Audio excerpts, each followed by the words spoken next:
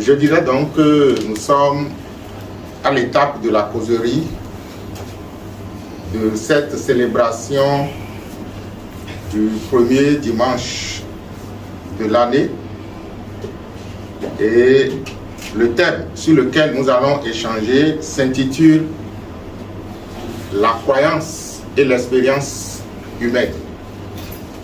La croyance et l'expérience humaine, ou si vous voulez, les croyances et expériences et les expériences humaines. Là-dessus, nous allons d'abord nous entendre sur ce que c'est que la croyance et faire la relation entre la croyance et les croyances pour finalement aboutir au lien intime qui existe entre la ou les croyances et les expériences que nous vivons en tant qu'êtres humains, pour voir si il y a une croyance qui est la meilleure et laquelle choisir pour notre épanouissement. Et là-dessus, lorsque nous abordons la notion de la croyance, ce qu'il faut comprendre, c'est que les religions sont nées après. Toute religion est une organisation humaine autour d'une croyance instituée. Donc la notion de la croyance pourrait exister bien avant, je ne dirais même pas pourrait, c'est-à-dire que la croyance, que l'on veuille ou pas, existait bien avant l'institutionnalisation des religions.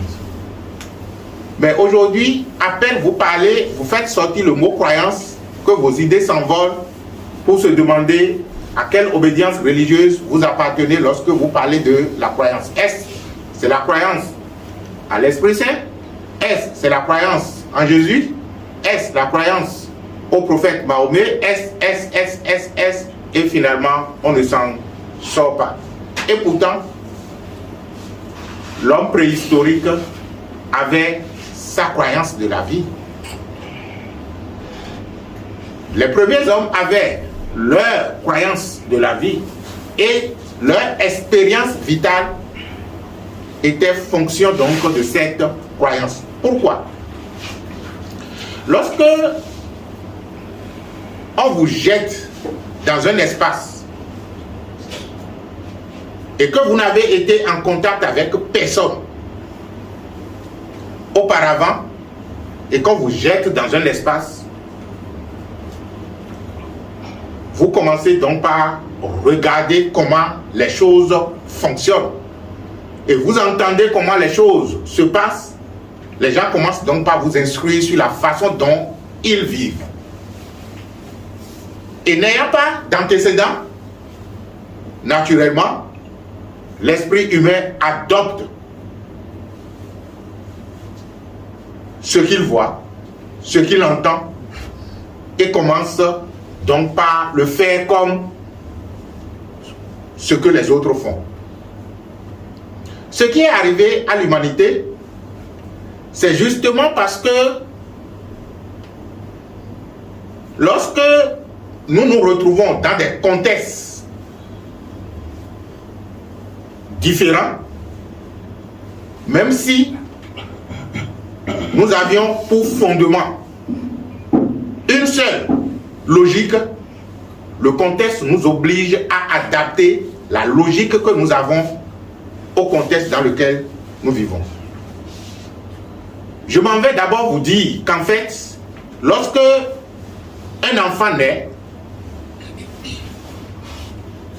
il vient dans ce monde avec zéro croyance. Un enfant qui naît vient dans ce monde avec zéro croyance. C'est pourquoi il est important, dans les premiers moments de la naissance, dans les premières années sur terre de l'enfant, que les parents puissent véritablement l'orienter ou orienter déjà son esprit vers une croyance qui pourrait favoriser son épanouissement. Je ne veux pas dire qu'il y a une croyance qui est supérieure à une autre. Mais ce que nous ne faisons généralement pas en tant que parents, c'est qu'on ne s'analyse pas. On ne s'analyse pas parce que si on s'analysait correctement, on aurait pu comprendre tout simplement que notre vécu sur Terre, lorsque nous avons 20 ans, on avait plein d'espoir parce qu'on pensait que la vie allait fonctionner d'une certaine façon. Mais au fur et à mesure des âges, on constate que la vie ne fonctionne pas comme on l'aurait souhaité. Et si la vie ne fonctionne pas pour moi comme je l'aurais souhaité, cela veut dire tout simplement que la façon dont j'ai décidé donc de vivre ne m'a pas apporté épanouissement et élévation telle que je l'avais souhaité quand j'étais dans mes espoirs. C'est vrai que, manquant d'observation justement, je ne sais pas si c'est la façon dont je pense qui a déterminé la vie que je mène. Et lorsque l'enfant vient et qu'il est né dans un contexte donné, il commence par adopter la logique de ce contexte-là parce que c'est ce qu'il voit faire, c'est ce qu'il entend. À partir du moment où il n'existe pas de croyance, c'est-à-dire qu'un enfant qui naît au monde vient avec zéro croyance, on pourrait tout simplement dire que les croyances sont nées. Est-ce que je vais dire de l'unique croyance? De zéro croyance? S'il y avait une croyance fondamentale qui déterminait la vie dans son pouvoir et dans sa puissance ne permettrait à aucune autre croyance de naître.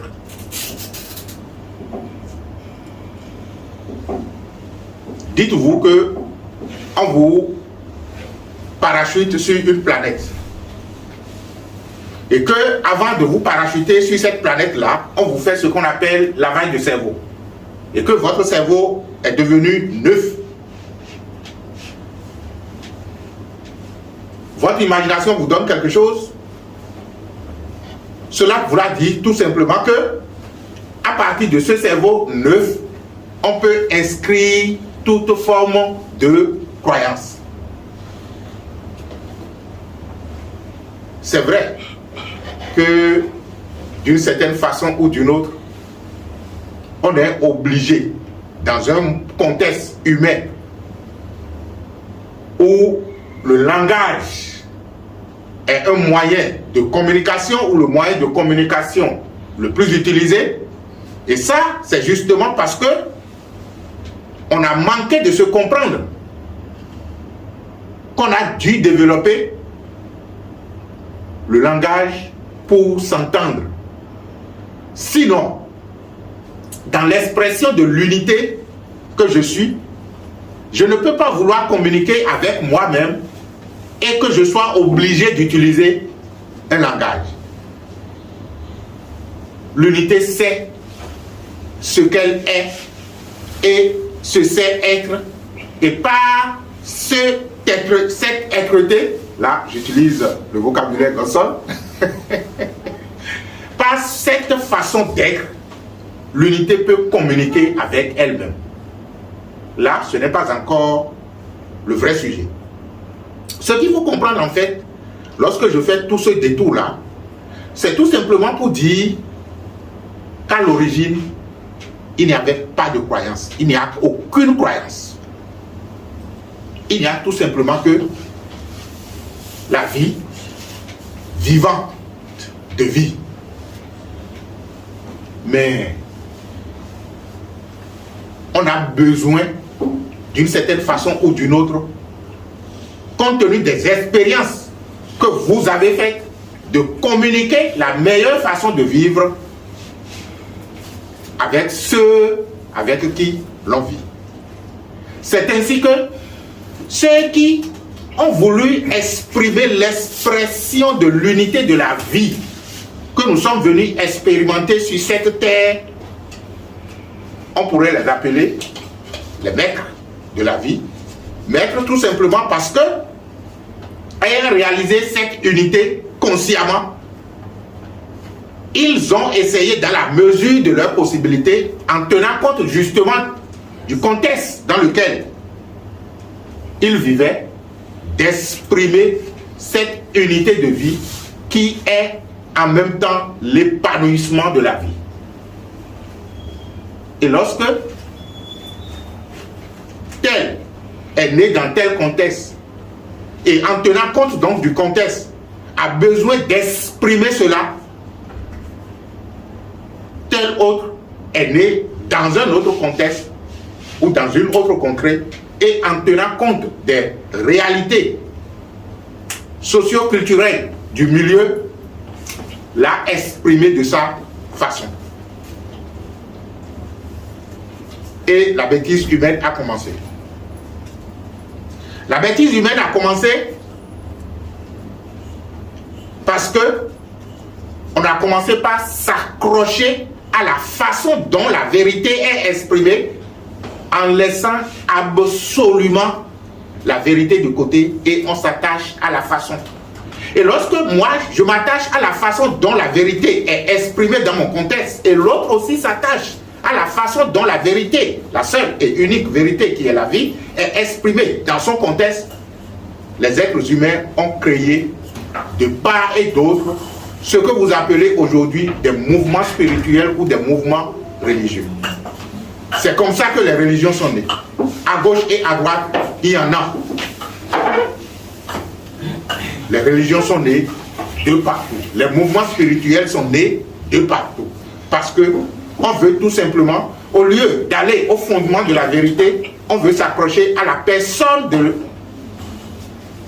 celui qui a exprimé la vérité.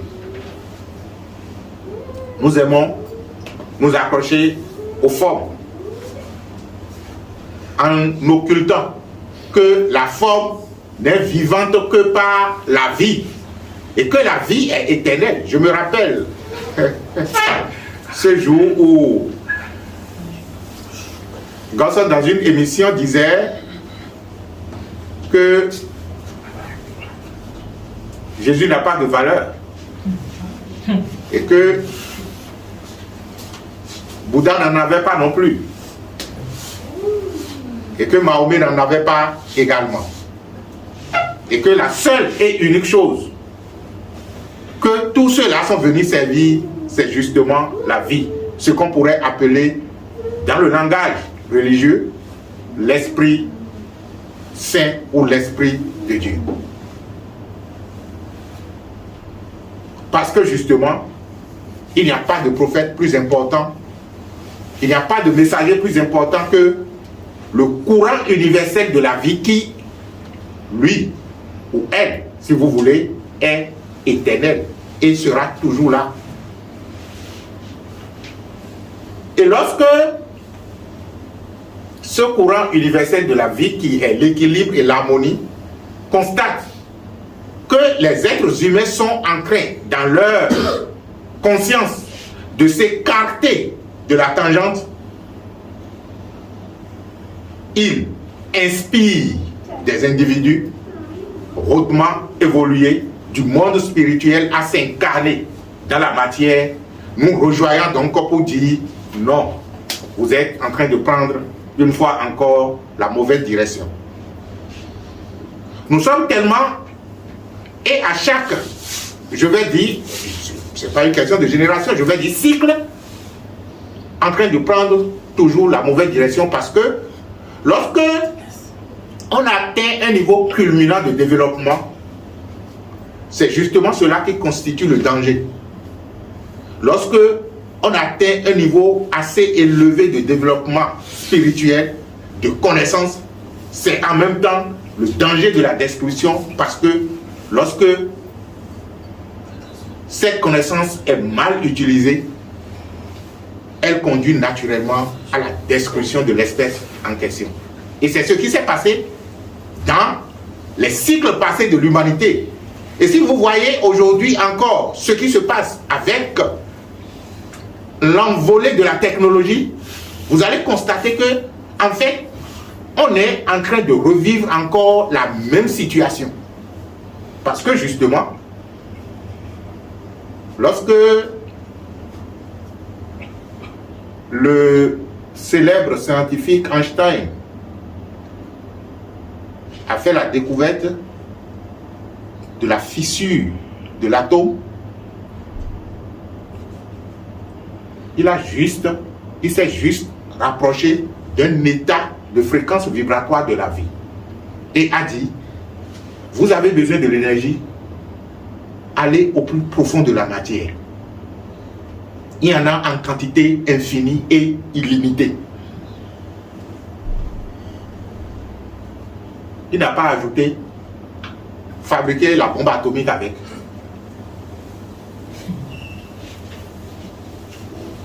Vous avez besoin de l'énergie, allez au plus profond de la matière. Vous pouvez en avoir en quantité infinie et illimitée. Et il a mis alors à la disposition de l'humanité toutes les démonstrations scientifiques pour pouvoir accéder à cette énergie. La matière se raffine et est encore beaucoup plus énergétisante, je voudrais dire, lorsque on raffine la vibration de la matière. Mais qu'est-ce que les êtres humains ont fait? Ils ont justement fabriqué des bombes. Et là, au lieu de prendre une massue ou un fusil pour tuer un à un, on peut donc détruire aussi bien les êtres humains que les arbres, que les animaux et tout l'environnement en un rien de temps. On est obligé aujourd'hui de se surveiller à gauche et à droite pour que l'autre ne cause pas des dommages à la planète. C'est pour nous dire tout simplement que lorsque, d'une certaine façon ou d'une autre, la connaissance est déposée dans la main des individus qui n'ont pas une véritable croyance d'eux-mêmes et de l'univers, cela conduit naturellement à la destruction. Et c'est ce qui fait justement que l'humanité perd la vérité parce que elle n'en trouve pas. Elle ne trouve que la poussière.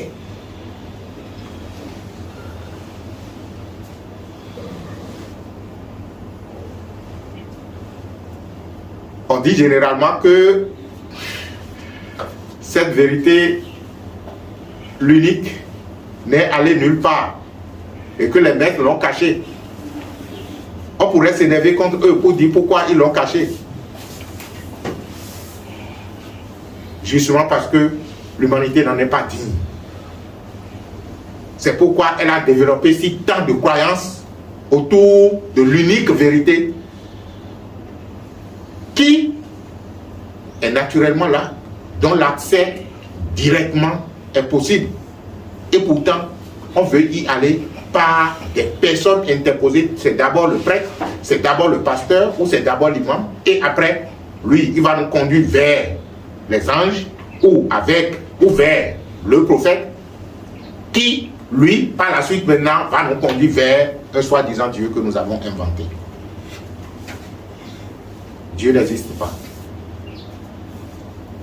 Mais si vous avez une croyance en un Dieu que vous avez inventé justement, c'est là où nous arrivons au rapport entre croyance et expérience humaine, puisqu'il n'y a pas de croyance, il n'y a pas de Dieu.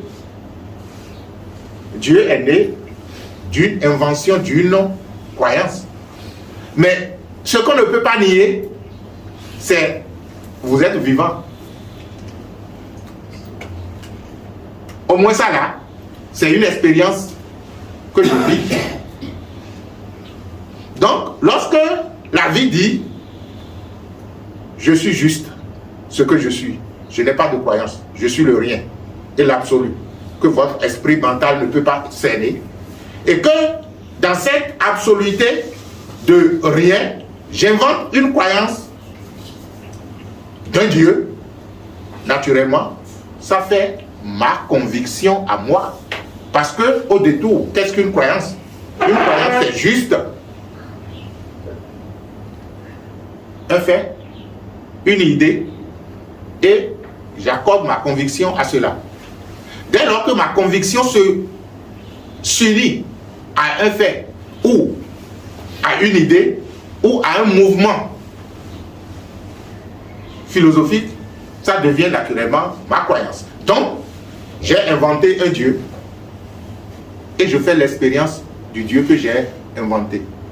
C'est le pouvoir que nous avons en fait en tant qu'être humain. Même si rien n'existe, vous pouvez créer ce que vous voulez et en faire l'expérience. Dieu n'existe pas. Nous l'avons créé et nous en faisons l'expérience. Parce que s'il existait véritablement et qu'il est ce qu'on lui attribue comme pouvoir absolu, il ne permettrait à personne de faire autre expérience que ce qu'il est véritablement. Et voilà que lorsque vous regardez l'expérience humaine, il y a une multitude d'expériences liées à une multitude de croyances. Il n'y a que ce qui n'existe pas qui permet des possibilités infinies.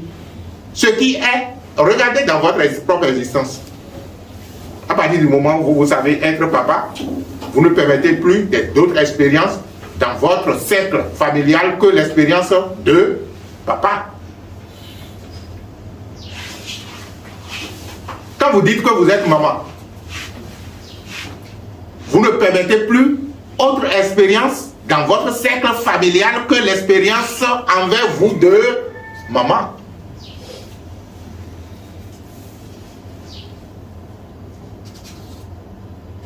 Et vous pensez que vous êtes plus intelligent que l'intelligence universelle. Non, justement. C'est justement parce que rien et absolument rien n'existe. Tout ce en quoi vous croyez, ou tout ce sur quoi se fondent vos expériences sont des inventions. Si ce n'est pas vous qui l'avez inventé, et là, ce serait d'ailleurs mieux pour vous. Quelqu'un d'autre l'avait inventé et vous êtes venu adopter ça. Et c'est là le danger. C'est tellement là le danger que vous ne savez pas quels étaient les mobiles de celui qui l'avait inventé. Ah oui, au passage, la plupart des religions ont été institutionnalisées dans des contextes bien précis avec des mobiles bien déterminés. Et vous constatez que lorsque l'ego humain décide d'entreprendre quelque chose, il cherche toujours à se regarder ses intérêts. S'il vous plaît, si les chaises peuvent moins bouger, ce serait bien.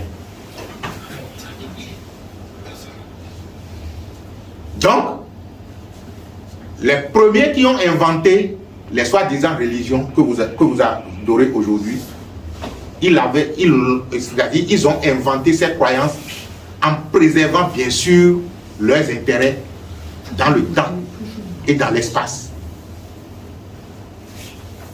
Et ceux qui sont venus les relayer,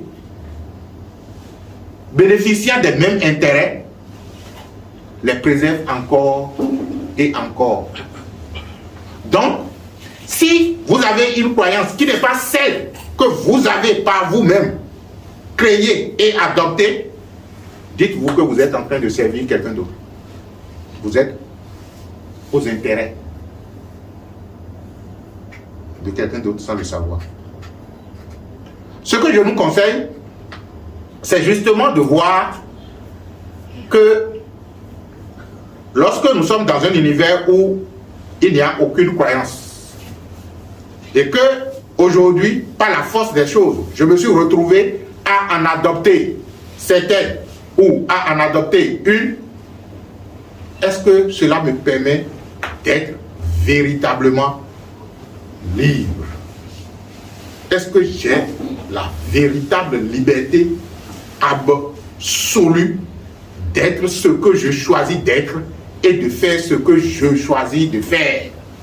Je ne vous dis pas de porter entorse aux lois sociales pour venir dire que Maurice vous a dit d'être libre de faire ce que vous voulez. Si vous faites de n'importe quoi, dans un contexte donné, socialement non admis, vous allez vous retrouver être enfermé quelque part pour mieux réfléchir sur votre vie. Ce dont je vous parle, c'est justement la liberté psychologique d'être et d'avoir une expansion de conscience assez élevée pouvant ouvrir et dépasser tout l'univers. C'est vers ça que nous devons tendre. Parce que justement, lorsqu'on dit qu'à l'origine il n'y avait rien et que par la suite des choses se sont créées, cela veut dire que nous étions dans une universalité unique. Et quand aujourd'hui on s'est individualisé, la nostalgie de notre unité de l'univers nous attire. C'est ce qui fait que, dans tous les cas, vous ne serez jamais satisfait dans ce bas monde. Aucune satisfaction dans l'absolu, dans ce monde. Parce que nous étions dans une certaine béatitude. Et on a dit, on va goûter à la limitation pour voir. Et la béatitude, nous en avons la nostalgie, ça nous attire. Il faut donc commencer par élaborer sa propre croyance en tenant compte maintenant des résultats que je veux avoir. Déterminer les résultats. Si votre vie actuelle vous donne satisfaction, tant mieux. Ok, d'accord, continuez. Mais dès que je constate que cela ne me donne pas satisfaction, je dis, ok, d'accord, je commence donc par détruire l'ensemble des croyances que j'ai adoptées parce que ce n'est pas moi qui les ai élaborées. Aucun Dieu ne vous en voudra. Il n'existe même pas si ce ne sont que des illusions. Il n'y a que la vie qui est la liberté absolue. Même les oiseaux sont plus libres que nous, les êtres humains. C'est bizarre. Et on se dit conscience supérieure. Alors, je détruis toutes les croyances jusqu'à ce qu'il n'en reste plus rien. Et je dis, bon, maintenant là, je vais élaborer ma propre croyance. C'est comme en Afrique, chez nous, dans notre tradition. Si vous avez un vaudou dont vous n'avez pas le code, vous êtes foutu. Les vaudous sont les croyances. Donc vous n'avez pas le code. Quelqu'un d'autre l'avait établi, vous êtes venu, bon, on a commencé. On vous dit pourquoi vous faites ça, on dit non, c'est ce qu'on fait. Même cette histoire du 1er janvier où on doit fêter. Qui a dit ça? Qu'il faut faire la fête. Ce n'est qu'une croyance. Parce que quand vous enlevez le calendrier, vous allez voir que il a fait nuit et il a fait jour. Et demain, tout à l'heure, il fera nuit, encore jour. C'est-à-dire que la Terre est tout simplement en train de tourner. Et vous avez dit, à partir d'ici, de ce point-là, quand il va revenir là, on va dire que ça fait une année, 35 jours. Et si au lieu de dire là, moi je dis que c'est un peu plus loin, et que quelqu'un d'autre dit que c'est un peu plus loin, et que quelqu'un d'autre dit que c'est un peu plus loin, cela veut dire tout simplement que chaque instant est à célébrer. Pourquoi doit-on se réserver toute une année pour venir dire maintenant que c'est maintenant qu'on veut faire la fête? Et on le prépare, on prépare la fête. Et c'est justement dans cette préparation qu'on ne se contrôle même plus parce que totalement orienté vers la satisfaction de la matière, on perd les pédales et puis bon, on se retrouve dans des décors inattendus. Les fêtes elles-mêmes n'existent pas. Ce sont juste des croyances que vous avez adoptées d'autres personnes. Faites de chaque instant la fête de la vie. Voilà, chers amis, ce que nous aimerions partager avec vous toutes les fois que vous vous levez Dites-vous, je crois en quoi pour être dans telle ou telle condition. Même notre état corporel est justement une croyance. On nous a dit que le corps peut être malade ou que la maladie est normale. Qui a dit ça? Ce n'est qu'une croyance. Vous allez dire oui, tu dis ça et pourtant, oui, je suis d'accord. Moi-même là, je suis venu voir ça et je l'avais adopté. Donc je suis en train de déconstruire et je vous invite maintenant à cette déconstruction. Parce que ça ne nous arrange pas justement. On va déconstruire et voir ce que l'autre va donner. Parce qu'au moins ceci là, on a déjà expérimenté, on a vu ce que ça a donné. Ça ne nous arrange pas.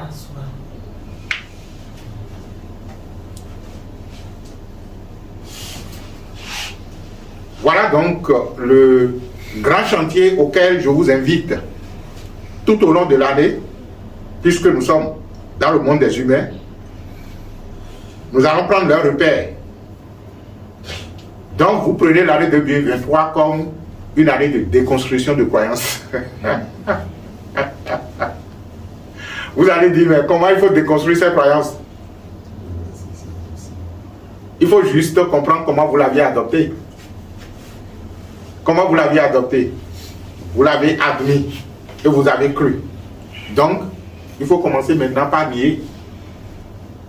La meilleure façon de déconstruire justement une croyance, c'est de nier la croyance.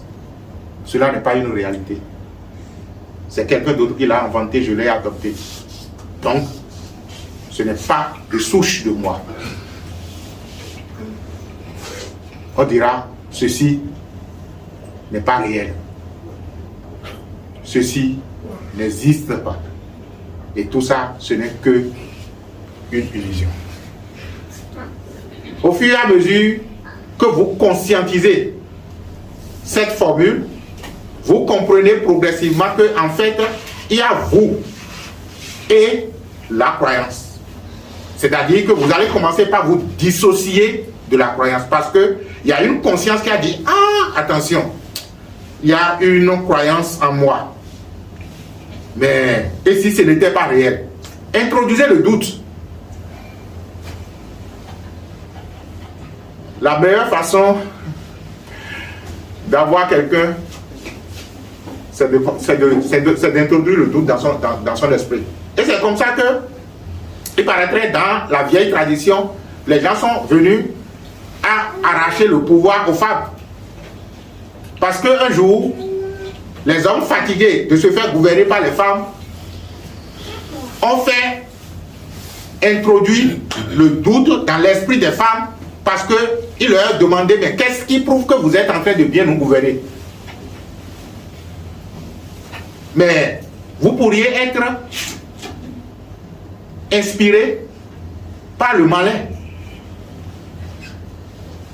Et les femmes ont commencé par douter de leur pouvoir. Ah mais c'est vrai aussi. Il nous arrive de ne pas pouvoir faire certaines choses. Hein? Donc ce n'était pas aussi parfait que ça. Ils ont dit oui justement.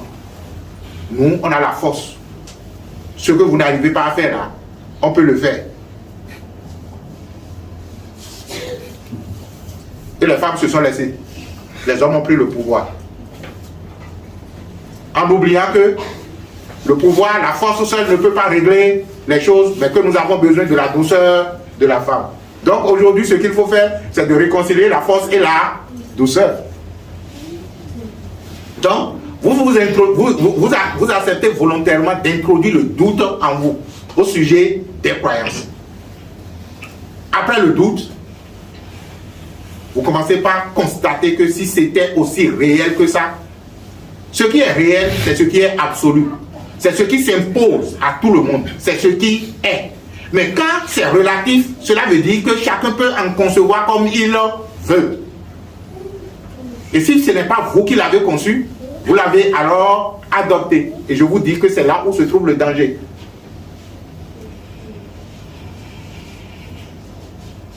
Donc, je constate que ce n'est pas réel. que ça n'existe pas et que c'est une pure illusion.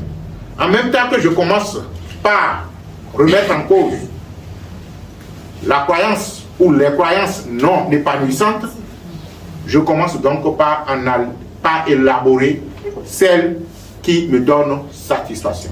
Si je suis dans une croyance duelle, par exemple comme quoi le corps est soumis à la fluctuation de la santé et de la maladie, je constate tout simplement que l'universalité de la vie impose la vitalité permanente et éternelle de la vie. Par conséquent, toutes les fois que l'idée d'une possibilité de corps malade me traverse, je remets ça en doute et je dis la santé est infinie et illimitée. Il en est de même de tous les autres aspects de la vie. Et vous allez constater au fur et à mesure que, en fait, c'est nous-mêmes qui nous limitons. Sinon, l'infini s'offre gracieusement à l'infinité qu'elle est. Elle n'a même pas le choix parce qu'elle a dit je suis infini. Mais quand tu dis que tu es infini, tu ne peux pas retrouver encore une parcelle de toi-même qui est finie. Donc l'infini se limite par le fini. Il cesse ou elle cesse d'être infini. Ou bien il n'y a pas une logique quand même derrière. On dit qu'on est scientifique. Et que la science c'est la logique, c'est la rigueur. Et pourtant, c'est les mêmes scientifiques que vous allez voir dans des bêtises pas possibles lorsque vous les retrouvez dans leur mouvement religieux. Et on va te dire non, là, il n'y a pas de logique. Il y a une logique plus vérifiable que celle physique adoptée au niveau donc des microscopes. Donc, déconstruisons les croyances qui ne nous servent pas et construisons par nous-mêmes nos propres croyances. Personne ne vous en voudra.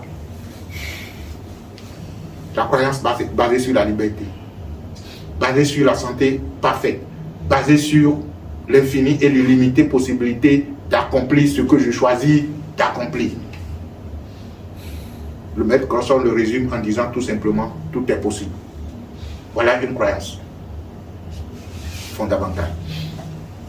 Je vous remercie d'avoir été attentif à cette causerie qui débouche naturellement sur le renforcement du pouvoir de la parole lié donc à la croyance que vous considérez.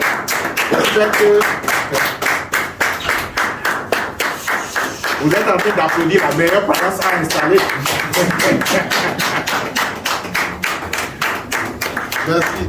Merci à vous et que la bénédiction soit.